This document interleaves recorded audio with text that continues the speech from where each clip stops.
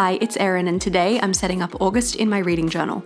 I've never actually done one of these month-to-month reading journal setups before, but I've been watching lots of other people's reading journal videos and seeing lots of beautiful things on Instagram lately, and I thought that could be really fun. I want to give it a go. I recently posted a flip through of my reading journal up until the mid-year point, so if you'd like to see what I've been doing up until now, you can check that out. If reading journals aren't really your thing, then you could absolutely take this inspiration for a theme for just a regular bullet journal instead, or for some other kind of media that you like to track. It could be movies or TV shows or something else entirely that I haven't even considered. I wasn't doing this previously because I didn't think I was reading enough books to do this, but it has been a very prolific year in reading for me, which I didn't expect, but I'm very excited about. And when I first set up this reading journal, I didn't really expect myself to have so many thoughts about books either. And I don't really love posting my thoughts about books on social media unless I really liked something and I just want to rant about it a little bit. But I do like having the thoughts and writing them down in a place that is just for me, so this book is serving that purpose for me really well. I'm starting out with a cover page just to mark that this is my reading for August. This is a totally optional step, of course, but I have lots of stationery and I like using it, so it's a really good excuse for me to get some extra stuff used up out of my stash. It actually kind of matches my August theme in my bullet journal a little bit, which you can also watch if you'd like to, and I'm using the same ink drops paper that I used for the initial setup for my reading journal, which is this lovely kind of alcohol ink effect paper. And I'm layering it with this script washi tape that I'm also tearing up. This washi tape has been in so many of my layouts lately. It's really good. I like it a lot. Truly, one of my favorite lazy go-to hacks for decorating your journal is just to tear a washi tape and layer some torn paper or another washi tape over the top of it, and that's your theme. And the accents that I'm using here, these lovely armchairs with books and plants around them, are from London Gifties. They're a recent acquisition of mine, and when I first saw them I thought I'll use them for my initial setup for my 2024 reading journal, but I could not wait, so they're going in this one instead. I almost never use my letter stamps with an actual ink pad, so I'm trying to wipe off all of the layers and layers of pen that are underneath as I go through so that the actual colour of the ink pad is coming through. And I don't have a stamping block that's big enough for this stamp, so I'm just going to try my best with the stamping block that I have. As always, there are links to everything I'm using in this video in the description, as long as they can be linked to. I gotta stop using that script tape because I actually can't find it anywhere to link you guys to it. It's been taken off the site that I got it from, unfortunately, but I'll find you something similar if I can't find the exact one. 2023 has been the first year that I've really tracked my reading using something like Goodreads or Storygraph, and I like the stats that it can give me. I'm one of those people who really looks forward to their Spotify Wrapped every year, you know? So I always thought reading stats were kind of a bit of a chore, and I didn't really understand why people tracked them, and now I get that if you just track your reading with something like Goodreads, then it keeps all of that data for you, and you don't really have to keep track of that stuff yourself. So I'm like, okay, maybe I'm gonna try tracking some reading stats in my journal and just see, because that's sort of fun. I am still keeping it pretty chill though. There's only going to be 5 pages that we set up in this video together, and I'm sure I will learn what I like to track and think of more things as time goes on, but for a starting point, I think this is pretty good. And now it's also Mitsu approved, so that's always a good thing too. He's here to demand food, as is normal when I sit down to do anything. But I know lots of you guys like to see his little feet in my videos, and if you have a dog that's watching with you, I'm very sorry. We'll get this August header down in the center of the page, and then I think it just needs a little bit of something extra, so I'm gonna layer some washi stickers over the top. I think I've gotten really used to using PET decorations lately, and I'd forgotten how washi stickers are a little bit transparent, but I think it still works. It's not too bad. Moving on to the right page now, this one's going to be a tracker page for pages read every day, and also some general overall stats that I'll fill out at the end of the month, which I'm going to put at the bottom. So the top half of this page is basically a calendar similar to what I would use in my regular bullet journal. It's a bit smaller than a calendar I'd usually put in my normal bullet journal because I'm fitting it on one page, and I usually would do a double page spread for that. These boxes are 3 spaces by 3 spaces. And for each day, I will pop in the number of pages that I read on that day, and I don't have to track anything because Storygraph is doing it for me. And I was using Goodreads, and I'm continuing to use Goodreads, but I mentioned in my reading journal flip-through video that I get really frustrated that Goodreads doesn't let me use half stars in the rating system, and some of you guys suggested I check out Storygraph. Thank you so much for that, because I'm really liking it so far. It lets me do half and even quarter star ratings, which is amazing, and it also converts pages read from audiobooks, and that is just so wonderful. So thank you so much to those of you who suggested I try Storygraph. Thank you, thank you, thank you. I haven't totally wrapped my head around the community part of the platform yet, but I will leave a link to my profile down below in case you want to be friends. Let's be friends. I want to see what you're reading too. I thought we could have a quick chat about some recent books that I've read while I set up the rest of this page, because I just like hearing what people think about books, so hopefully if you're here, maybe you do too. I don't know. I'll try not to put any spoilers though, because I personally hate spoilers, so I don't want to do that to you. In the past couple of days, I've finished A Court of Silver Flames by Sarah J. Maas. I only got onto the ACOTAR series this year and I haven't read any of her other books. I'm always a bit overwhelmed when a book is a bit longer than your typical romance novel, which is what I've been reading the past few years. And when I started, I was a little bit overwhelmed and daunted by the just sheer size of the book, but I ended up really enjoying it. It made it onto my favorite books of the year list. I really love a good character transformation arc, and I went into the book thinking, I don't really like Nesta, and now I really like Nesta, so you know.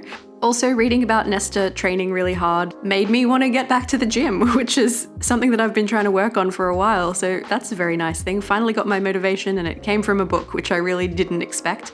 I read that one on ebook. I like to read most of my stuff on ebook generally, and also audiobook is my other kind of chosen platform. I just don't like to have extra stuff around. I don't have anywhere to put books in my house. Otherwise I would have wonderful bookcases like so many people do, but I just don't have space for them. So for now, I am reading everything digitally.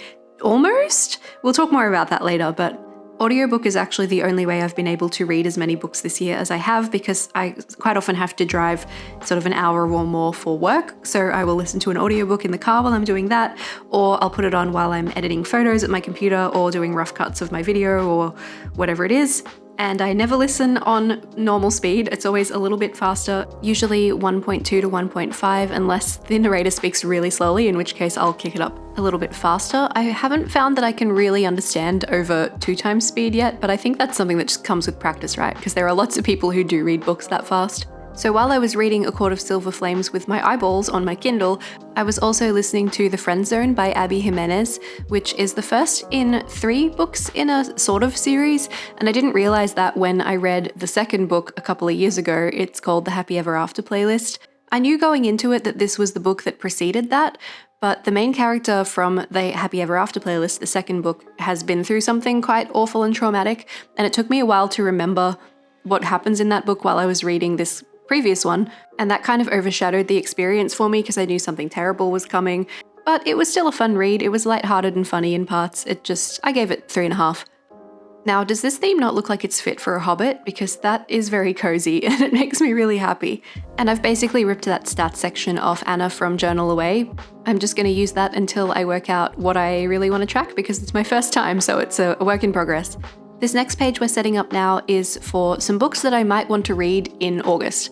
I know this is traditionally referred to as your to be read or TBR.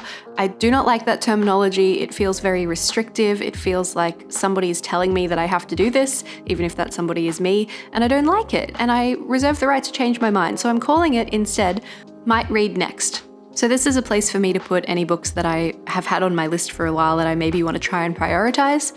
I did go to the Lifeline Book Festival recently, which is a secondhand charity kind of book event here in Brisbane, and I bought some physical books, so I'm trying to remember that I have them because that's not how I usually read. So I'm making sure some of those are on this list, as well as just some other stuff that's been rattling around in my brain and on my lists for a while. If you're following me on Instagram, you might know from my stories that I recently had some trouble with the camera that I usually use for YouTube stuff, and the lens that I usually use has had to be sent away for repairs. So at the moment, I'm actually using one of my wedding cameras, and it doesn't work as well for this kind of thing. I actually think the video looks better and very crispy, but I can't monitor it as well. So sometimes I don't realize when it stops recording, which is what happened here. So this is just a page to display 6 book covers for books that I might want to read in the month, and I just worked out the spacing for those, and I used this wonderful star rating stamp underneath each so I can give it a rating if I do in fact read it. I have just a spare cover of A Court of Silver Flames kicking around because I haven't done my review page for that yet, so I'll stick that in when I do, but for now I was just using it for sizing. We're actually going to come back to this page after I finish the rest of the setup for the other pages, and I'll populate this with the books that I might want to read in August. So if you want to see what's on my list, stick around until the end of the video. That will be the last thing that we do. But this is what it looks like unfilled, so you can imagine maybe your own next reads there instead. This next page, originally when I was setting it up, I was thinking it would be a place to put my favorite quote of the month, so a line from a book that really resonates and stays with me, but the more I've thought about it, the more I've thought I'm really glad I didn't put a heading on this page in the end, because by leaving it blank but also decorated the same way as the previous, I can use it for any other books that I read that weren't in my might read next list, so anything that I didn't plan to read but ended up reading can go here, which is nice. There's only one more page that I have planned for this layout, and then there is one left that I don't have anything on currently, so I'm going to make that the quote of the month page instead, and I'm really glad that this worked out the way it did, because at the time I was setting this up, I was like, well, that's a bit uneven, but I guess it's how it's going to have to be. And, you know, problem solved. That's great. It also gave me an opportunity to get a couple more of these plants and books stickers down on the page too, because I felt like it was lacking. I needed them. They're so beautiful. I have noticed that the star rating stamp is attached to the wooden block a little bit wonky, so I have to kind of adjust for that when I stamp. And so some of my stars here are a bit wonky too, but I'm learning. I'm getting better at stamping it correctly to make them straight. One page left for this setup. This one is for my book club, which is something that a friend of mine started at the end of last year and has been really, really fun. It's great reading books that I wouldn't pick for myself. So far this year, we've read some pretty varied stuff. We started with The Wisteria Society of Lady Scoundrels. We've read Tomorrow and Tomorrow and Tomorrow. And our last one was When the Coffee Gets Cold. So pretty varied stuff, and we all have very mixed feelings about them, which is really cool when everyone has something different to say about their experience with the book. We don't have a regular schedule, so I may not be setting this page up every month, but we do have a meeting coming up really soon for book club, so I'm making sure that there's one in here because there will be a new book club book for me to read very soon, and I just thought it would be nice to give it its own little home because it's something that I look forward to. And I'm going to have to start thinking about what my next recommendation, what my next selection for book club will be, so it'll probably again be something that I haven't read before, but I have no idea. I've got no idea where to start. It's really hard to choose a book to recommend to 5 other people to read, you know? It's one thing if you just love a book and you're telling someone and you're like, if at some point in your life you feel drawn to read it, that would be cool and then we can talk about it. But this is a situation where it's like, we're reading this book and you don't have a choice. It's a lot of pressure, but it's also really fun. Our very first book together was a Christmas book, and when we made the group chat, one of the girls just named it Literary Ladies. So that's kind of what we've called ourselves, and that's what I'm also going to title my page. I mentioned this briefly earlier, but the page facing that, we're not going to set up together today, but that will probably end up being my quote of the month, unless I decide I need 2 pages for the book club book, which may also happen, so it's good to be flexible sometimes.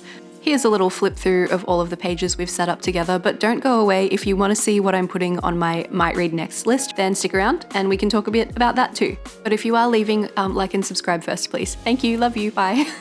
For those of you staying, I always print my book covers with my HP sprocket just because it's the most direct, easy, quick way for me to do it. 3 of the books on this list are ones that I picked up from the Lifeline Book Fest, which means I have physical, actual paper copies in my house, and I've been forgetting about them. So by putting them in here, I'm trying to make sure that I remember to read some of these books.